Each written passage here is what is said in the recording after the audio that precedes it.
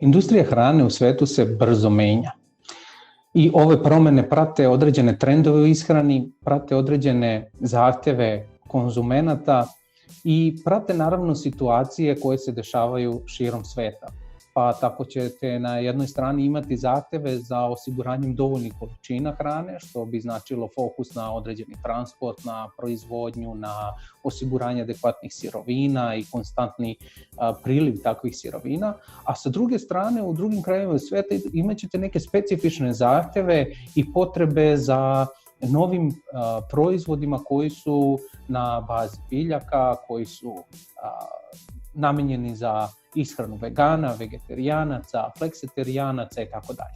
Svi ovi trendovi naravno utiču na izmene u industriji hrane i ja uvek volim da napomenem da ove izmene se dešavaju jako brzo i uvek mi je teško u razgovoru sa proizvođačima da razumem da li oni zaista uspevaju da na adekvatan i brz način odgovore kroz svoje sisteme bezbednosti hrane.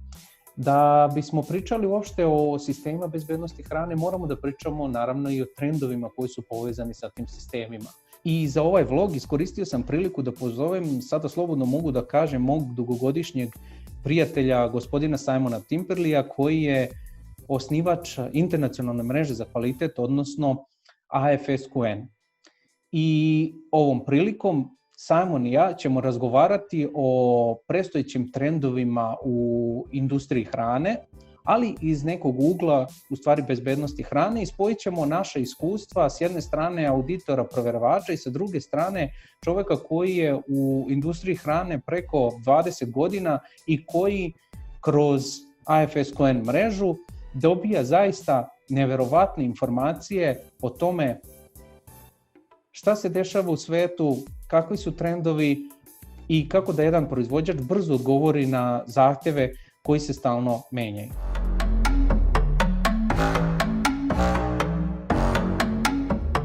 Hello Simon and welcome to Addicted to Food vlog. So this is the first time that you are on the other side of the camera where you will have to speak about something, because every Friday you are welcoming some of the new trainers and presenters in your Food Safety Fridays on the IFSQN network. So I really want to thank you for responding to my request, being my guest in the Addicted to Food vlog.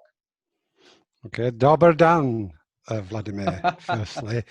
And thanks for inviting me. And I was happy to do it, obviously, because you're a great supporter of IFSQN and you have been for several years now, doing the webinars and the training, and you're always full of life, full of energy and full of great information. So I think you're a firm favorite of the IFSQN. So it's only fair that I do this for you, and I'm very happy to do it. Thank you very much, Simon. You know, we actually started in 2015, and I must say, with the first webinar, Food Safety Friday. Then we continued with the Food Safety Lives and some paid webinars and everything. So it's really a long time that we are working together, and I must say we have developed it in some kind of easily said friendship. Yeah.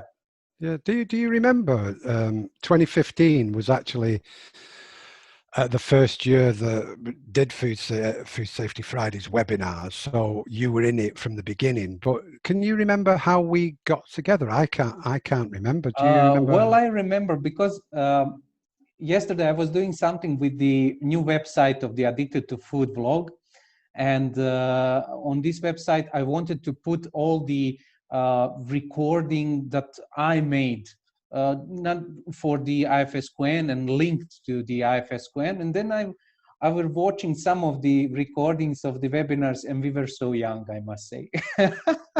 I know. I had no beard, I had no hair. We were like, and you had no hair. So. Yeah, I cut my hair very shortly, and now it, you know. Yeah. Yeah. We connected. Yeah, I'm trying to think how we Yeah, actually because connected. you sent the, I think it was the, you sent the request to all the IFSQN followers Yeah, who wants to present yeah. the webinars and to Mm, deliver some of the topics that could be interesting. And then yeah. I was really interested in that. And then I filled in, I remember it was some Excel sheet, and I filled it in with I think it was 4 or even 5 food safety topics. And I said, okay, let's try it. And if this guy accepts one, it would be nice. And then you said, I like all the topics, we can do all. And I was like, okay. I was desperate. I'm only joking. Yeah, No, but it was interesting, really, really interesting concept and everything. And I remember we started with the Google Hangouts, if you remember. That was the first platform that we worked with lots of yeah. problems of internet and on the Yeah. sound. So it would I be think really now interesting with for, coronavirus. yeah, yeah, yeah. And it would be Oh, interesting for the beginning just to explain a little bit in this today's vlog.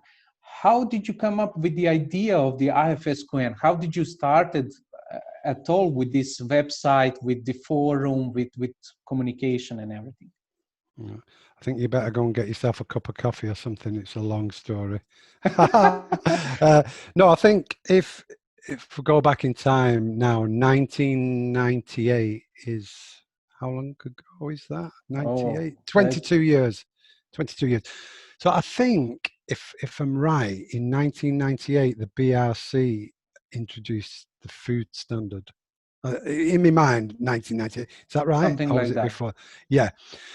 So in 1998, the BRC introduced the food standard, and at the time I was in food packaging in a manufacturing plant, and obviously being audited by lots of different customers, and everybody had their own standard. You know, one customer said do it this way, another customer said do it that way, and then with the BRC food came out, it was a standard that was equally applied, and from that.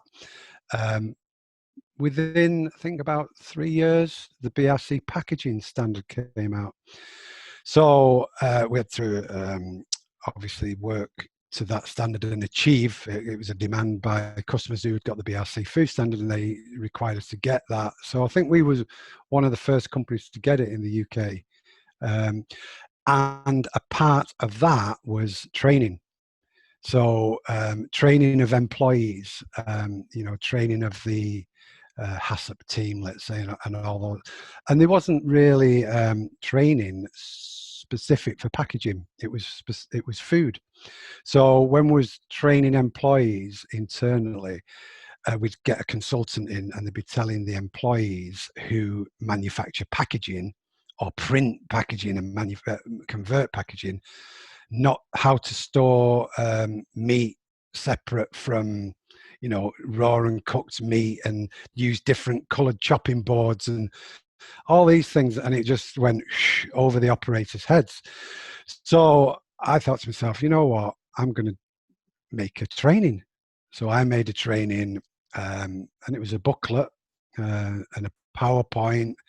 And then I wanted to sell it. And so I thought, well, I'm going to sell it. I developed a website.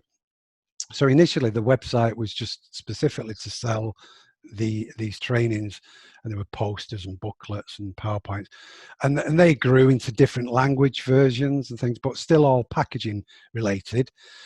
And then I added a discussion forum to the website as a help for people who wanted to achieve certification to BRC packaging. And then questions had come on about food and other standards. So I thought, oh, wait a minute, packaging is, you know, quite narrow, but the food chain is from farm to fork. So, you know, I thought, right, okay, broadened it. And yeah, it's just grown from there, really. And, you know, now it is, well, the main or the largest or the most well-known discussion forum on the internet. And, you know, other ones have come and gone and tried, but I think because if you're in there early enough, it's so hard for somebody else to catch up because of the viral nature of Google, and there's so many keywords and key phrases, and it's like a snowball effect that it just gets bigger and bigger. So I guess it was a bit of timing, a bit of good luck, a bit about changes in the environment in terms of standards coming out. And with standards, as you know, obviously new issues, new versions, driven by things that are happening in the world or improvements, and that just generates questions all the time. So yeah, a bit of luck, bit of good fortune, bit of good timing, and I suppose a bit of creativity and a bit of ingeniousness and entrepreneurial spirit. So I'll give myself a bit of credit, but mostly luck. But yeah, so here we are now, and it is, I think one of the best well known. It's hard for me to say, but for people looking in, I think it's pretty well known and well respected throughout the world. What is interesting, for example, is that you see, it is the website that is on English language, and you have lots of persons coming from this region, also from Serbia, from Croatia, from Slovenia, Macedonia, and everything that really follows this as the place, with always with the informations that could be really valuable. And of course, this forum is just magnificent because, on the forum, the people are sharing also the documents. So you don't have to, you just open the place, people came there, someone asked the question, and there are some other people from across the globe who will answer you the question, possibly give you some concrete document or the form that you can use in your production. And it really, really helps because you have the answer in less than a day, Yeah. And this is practically free information. And when you mentioned some additional websites where you can find also these similar informations about food safety and everything, it is all like, focused on some kind of technology. It is focused on some aspects that are not covering everything.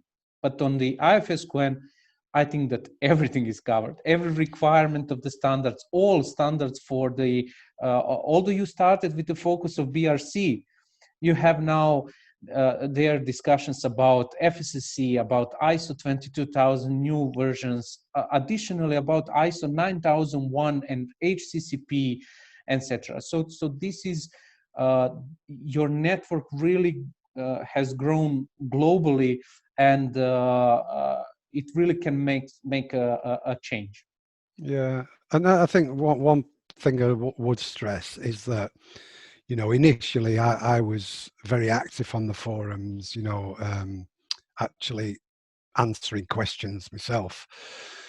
But as time goes by, that becomes difficult. But I have to say, the success of the forum is not necessarily, okay, I provide the platform, but it's nothing without the members. And the members of the IFSQN are fantastic. They extremely knowledgeable, very sharing, there's so many from all over the world, and it's them that they are the IFSQN discussion forum.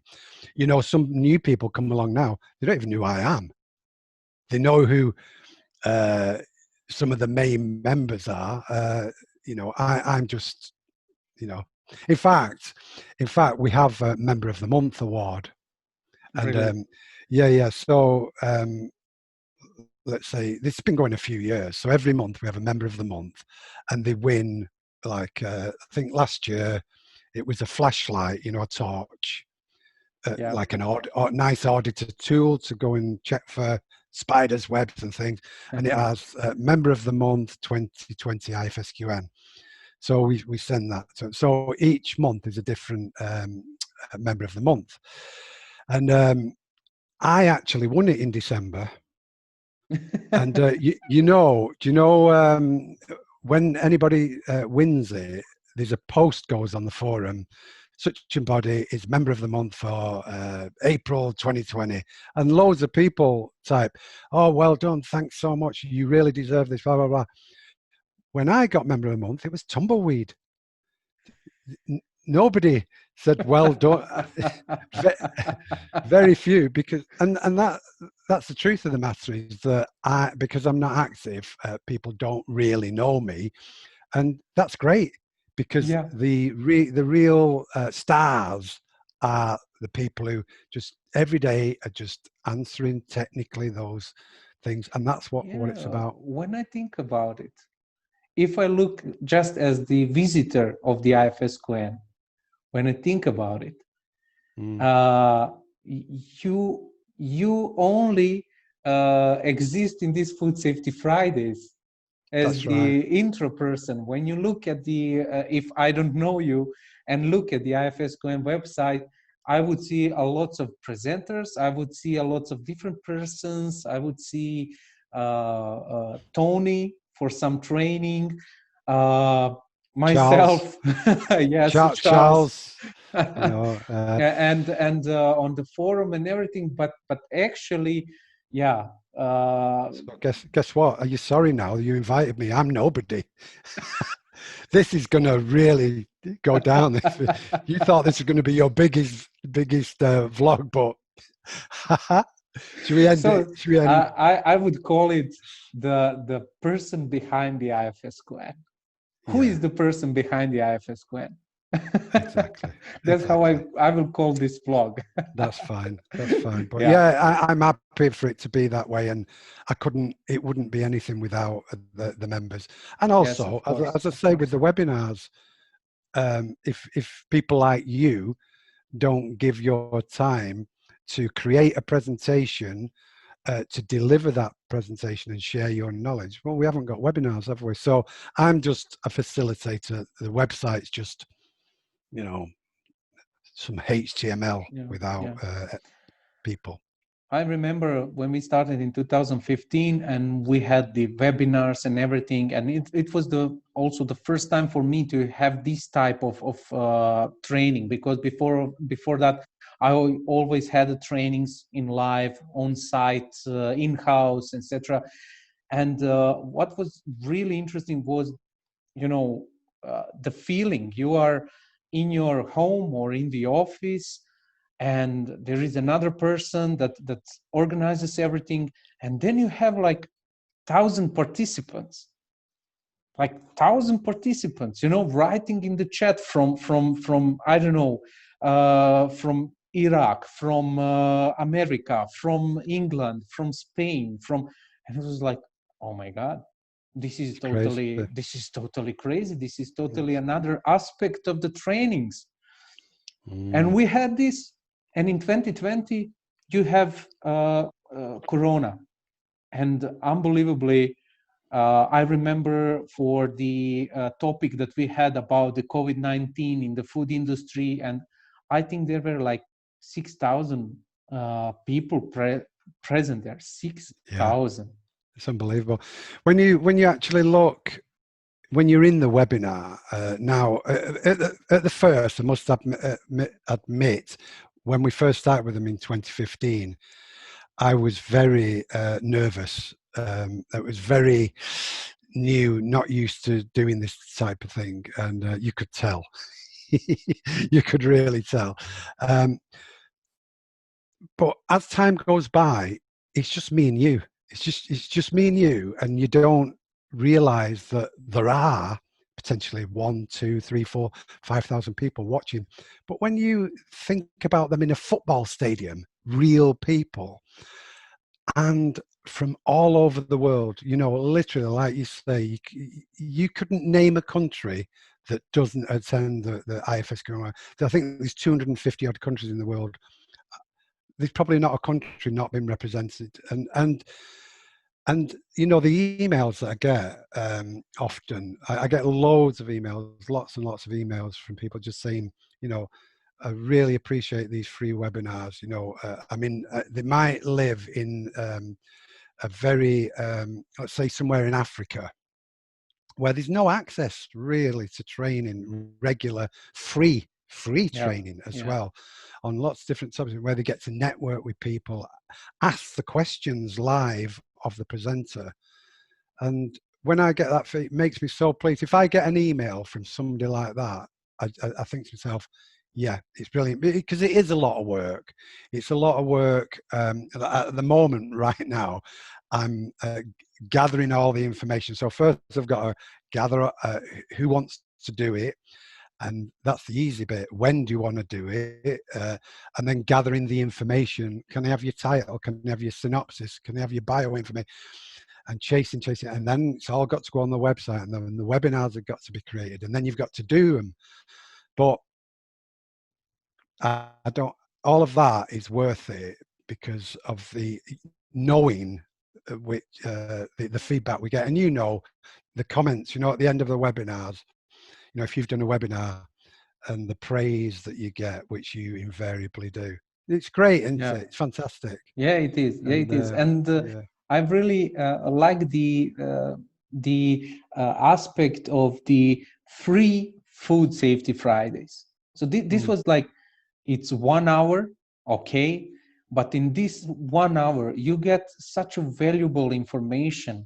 And after this free webinar, you get the confirmation that you were there, you listened to this, and people are using these confirmations, like, I have been on this training, it's 1 hour, but 1 hour this week, 1 hour next week, 1 hour, and they get a free certificate as well. Yes. And so if you look at the whole year, you can have like at least 30 hours of training, 30 hours. So this is not like, 2 days. This is 16 hours. 2 days of training are 16 hours. So this is really valuable for free. Yeah. Of course, there are lots of different topics, lots of different presenters. And what is very interesting is that, you see these presenters, you can find them on LinkedIn, you can find their email, and you can really contact them. I remember lots of persons contacting me with additional questions on LinkedIn or something like that. And I've really tried to respond as soon as possible to show them what. It's a real win all around. Obviously, it's great content for the IFSQN, and don't get me wrong, more visitors come because of it, which is great. The attendees get free training, and the presenters get exposure. Where else would potentially a consultant maybe get exposed to 2,000 people? Just like that. So, and the contact details are in. So it's a real win-win. Just going back to why I even started Food Safety Fridays, really, back in, it was in 2014, I started thinking about how to, because the discussion forum has been great, but it's text, it's faceless, it's it's not got that, that emotional, real life feel to it. And I wanted to look to bring it out. And so that's where it was born from, really.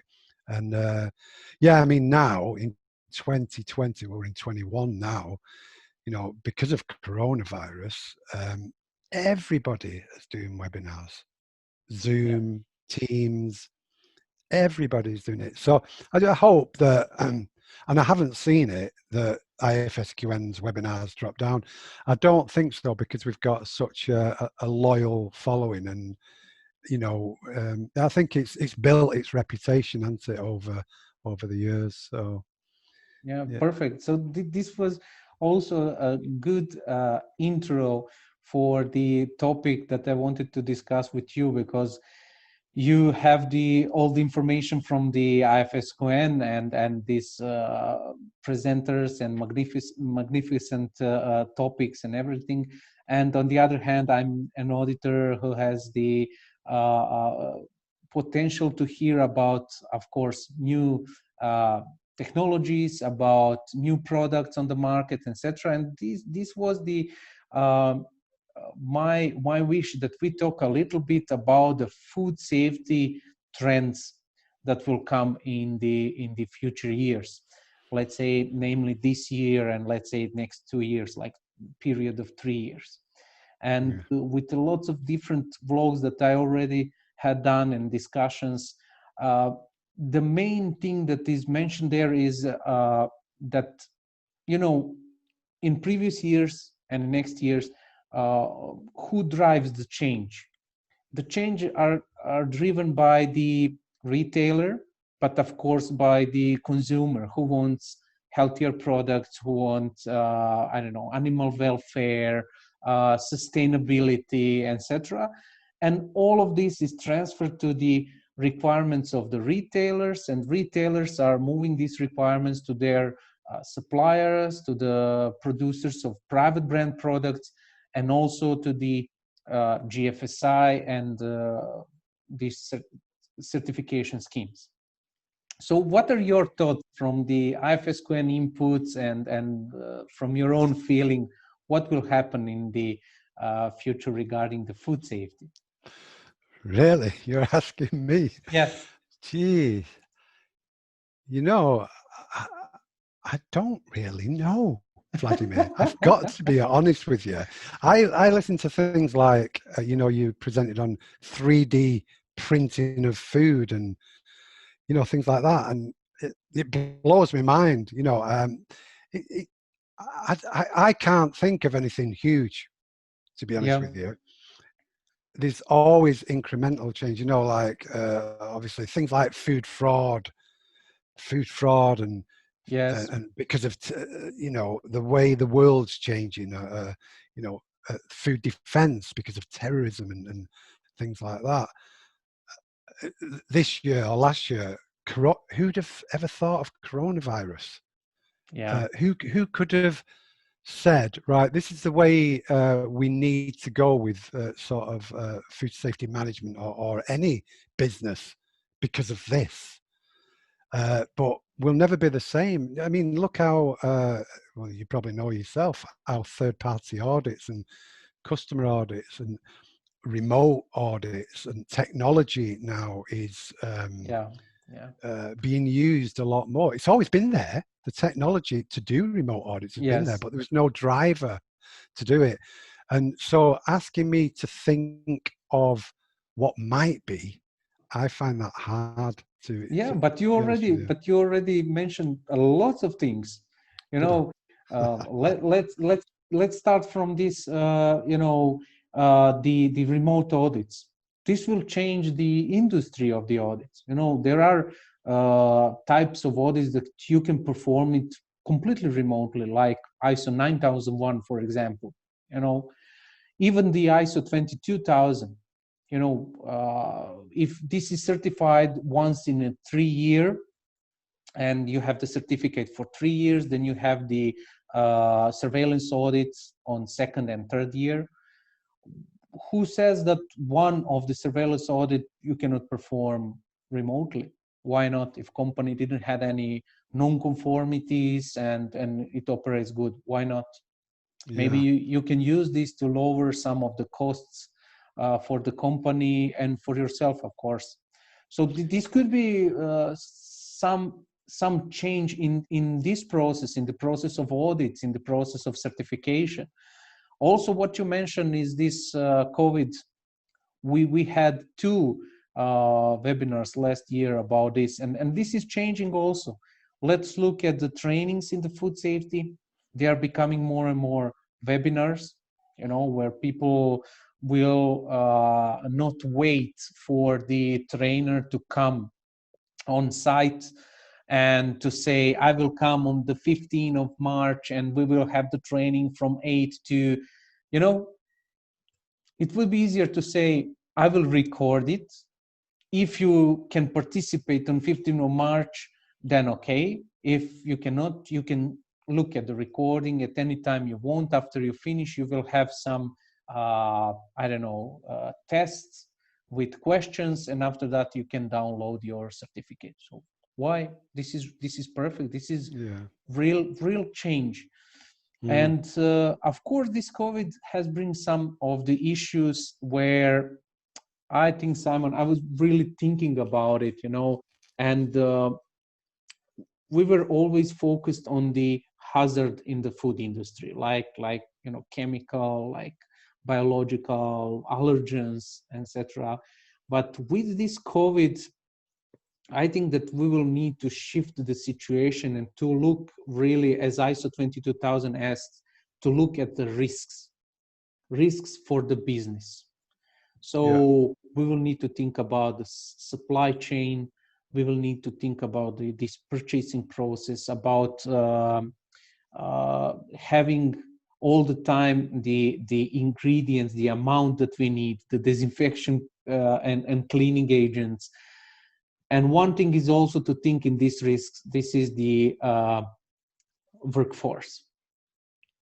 Now, this is very important for also the aspect of the food safety.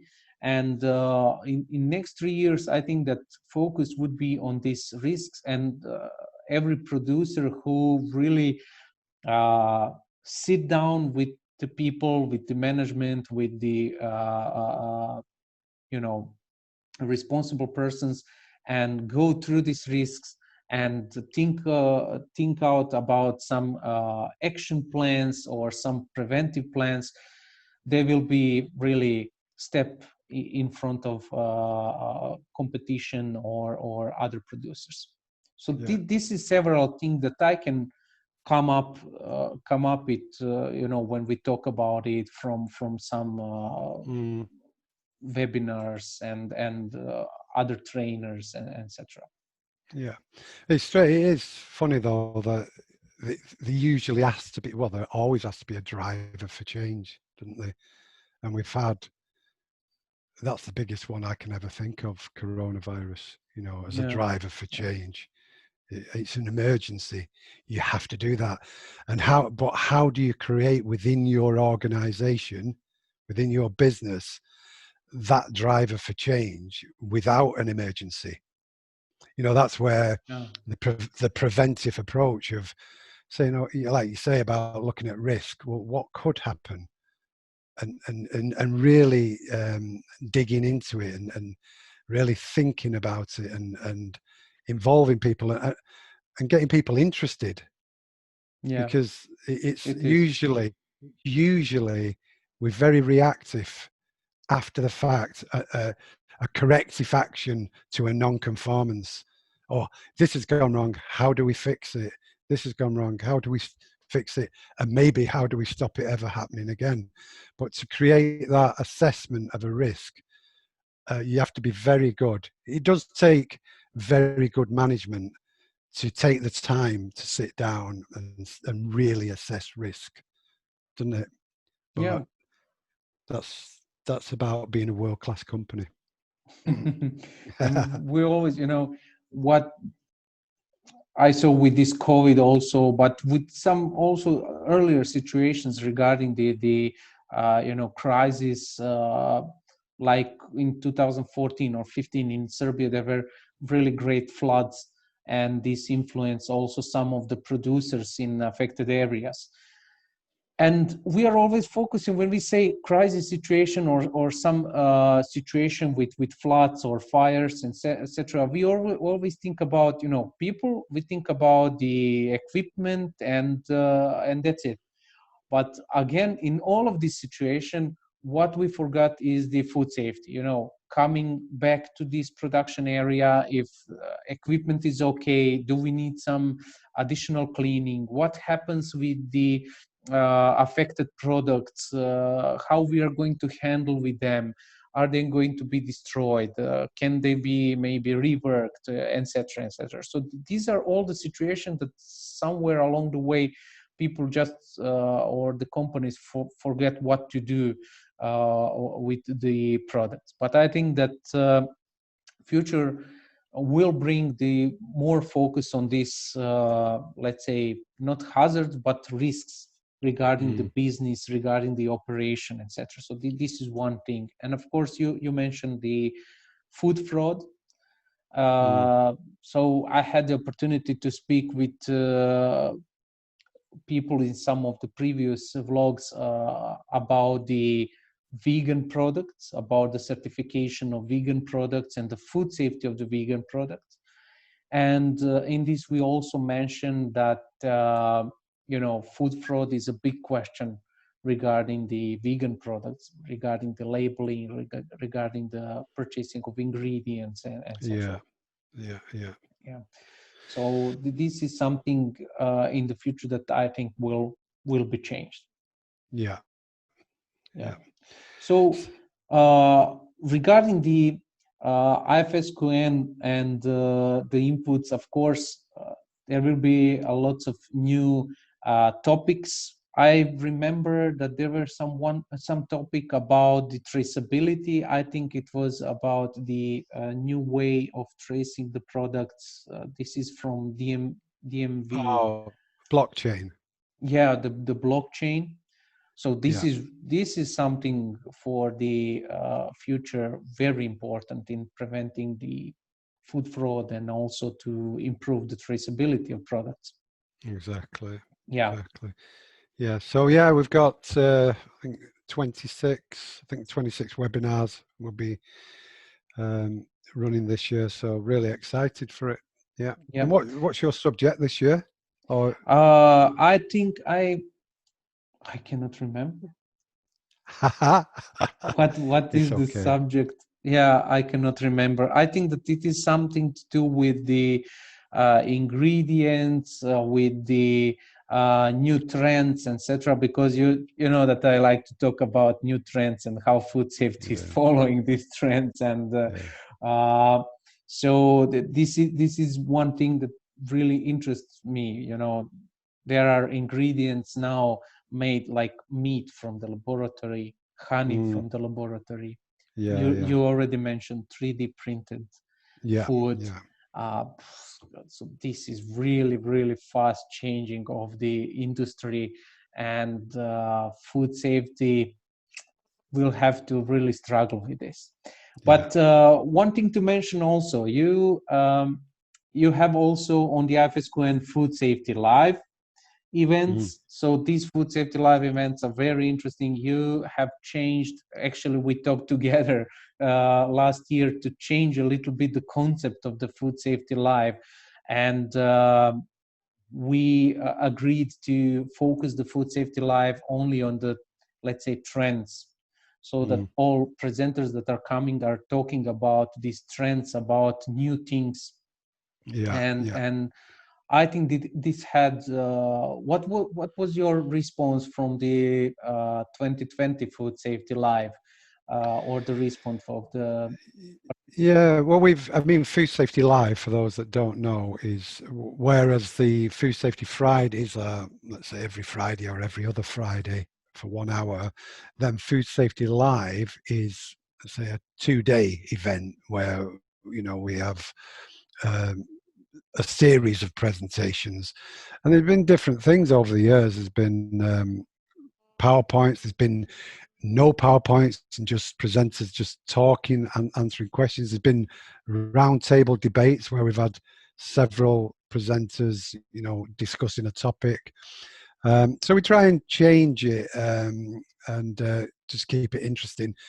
And so this year, and in 1 year we did all the topics were how to topics. So sort of and focused on questions that come up a lot on the discussion forum. So how do I validate a metal detector? So how do I do this? How do I do that?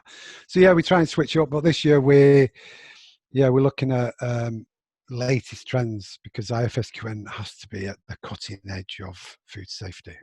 Yeah, what is always interesting, I always think about this food safety, and sometimes I sit down and think, and I was like, when will be the end, when you say this is the system and this system is the perfect one, nothing has to be changed, and I always ask myself, will we use all the topics? Will we say everything that there is to say? But then there is a new topic, like laboratory meat. here it is. Yeah, yeah. New ways for traceability, here it is. Exactly. Yeah. No, one thing is change is constant. You know, the change, we're forever changing, evolving. Technology changes all the time. But one thing's for certain: human behavior, culture, food safety culture. That's a big topic, isn't it? You know, that's now in standards, and they're trying to, I guess, build requirements into food. But it's quite simple, really. You know, the premise of top management, as we were saying before, top management being a real believer in food safety and quality, passionate about it, passionate about customers, passionate about all the things that matter to customers. The profit, if you've got a good product and then you run your business that way, the profit will speak for itself.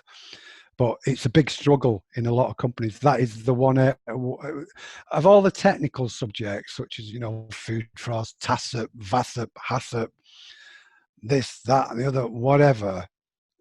The one thing that I think most or many businesses struggle with is the commitment to food safety within the organization, coming from the top, the support, and across from departments, you know, that multidisciplinary, everyone taking ownership for it, everyone being involved with it, and being a can-do, positive food safety culture.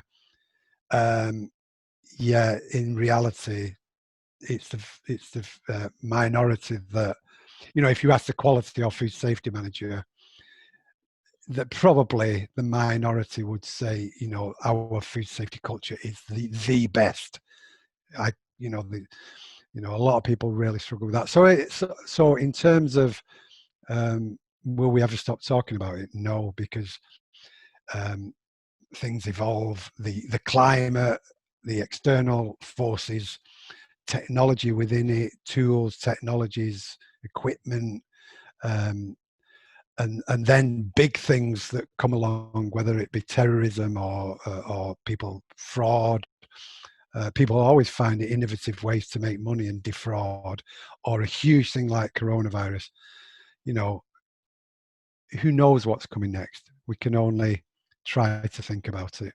Yeah, I know that one thing is always on my mind, and this is that in our hazard analysis, we were always focused on the hazards that could influence, you know, people health, like food poisoning. So this is the first thing when we say food safety. We always think about, when we are doing the hazard analysis, we always think about food poisoning. You know, that if you consume the product, nothing happens to you in next 4, 8, or 12 hours, or next 2 days, you know.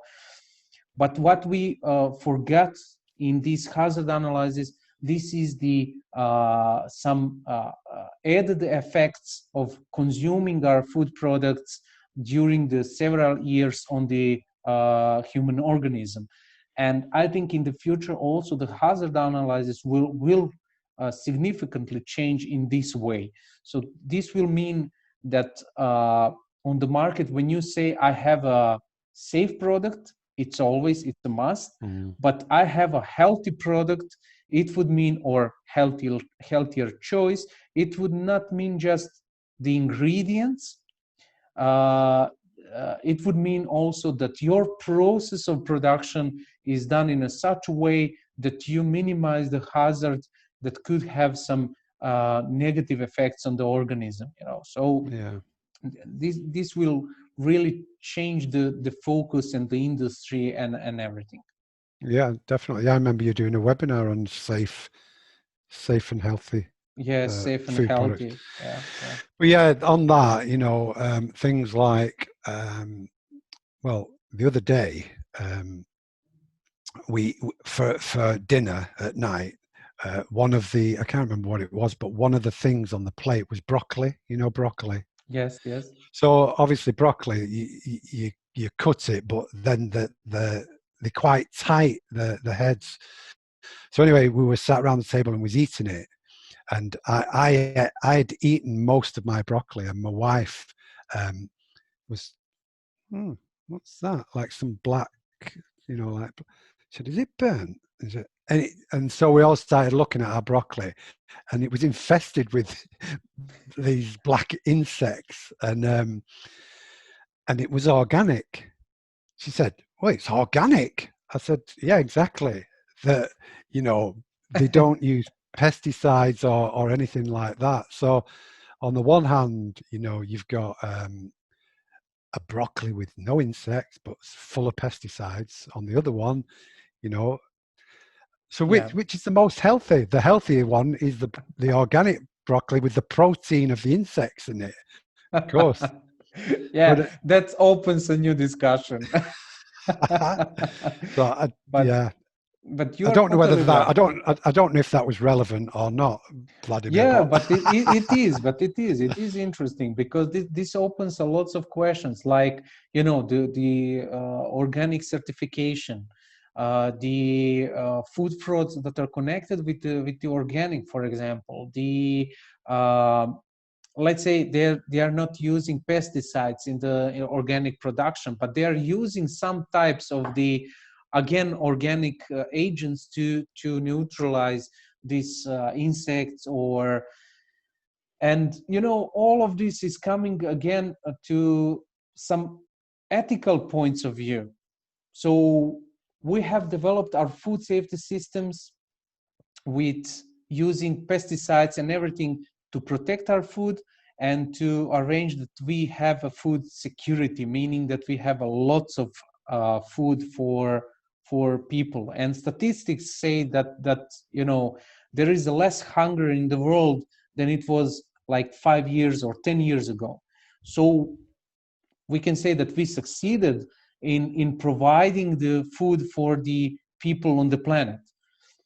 And now we want to come back to something that was there like 40 years ago, and to have organic food. So what is going on, people with heads, you know? Sometimes we exaggerate in well, my wife's never buying organic again. So I said, well, you've got to wash your broccoli then. But even washing the broccoli didn't work because there was so far in there. Yes, I know. But this is something really to think of something. It will, everything is mixed, right? Or in next 3 years will be mixed about this healthy, safe, pesticides, non-pesticide, organic, vegan, vegetarian, flexitarian, whatever. Look, so, also making things less full of sugar, salt, of course, fat, or whatever, you know, as well. Yeah. So these are the topics, of course.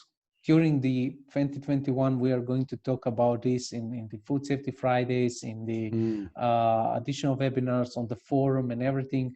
And yeah, so I think that's it. This is the near end. I just wanted to thank you once again for separating the time, being a guest in the Addicted to Food vlog, not just the you know, host like you used to. So where does this vlog go, Vladimir? Where are you putting it? It will go on YouTube, and also it is connected with addictedtofood.me on the internet. And with this addictedtofood.me, I just want to promote the food safety in the region. So I do not want to have the forums. I do not want to have I just want to have these clear topics where we discuss with some expert talk, some new things, and just to have share of knowledge like we do on the IFSQN. Okay, brilliant. Well, I've enjoyed it, and yeah, it's been very enjoyable.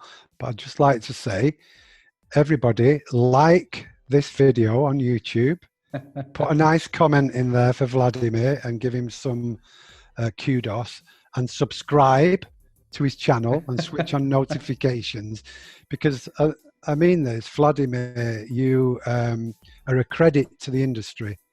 I mean, not only do you look good, you know, You've got a great setup, you look good, you look smart, but you really know what you're talking about technically. And with your attitude to and work ethic, you know, I envy you because, well, in fact, you're probably where I was 20 years ago, you know, so and in I'm 20 sure, years. no, I'm sure gradually, incrementally, in whatever way, you will be successful in everything you do. So I thank you very much, Simon. And for the end, I just wish you 2021 really successful, and healthy. And please take care, and we'll see you on the next Food Safety Friday webinar. Yeah, Happy New Year, mate. And everybody, wash your broccoli. Thank you.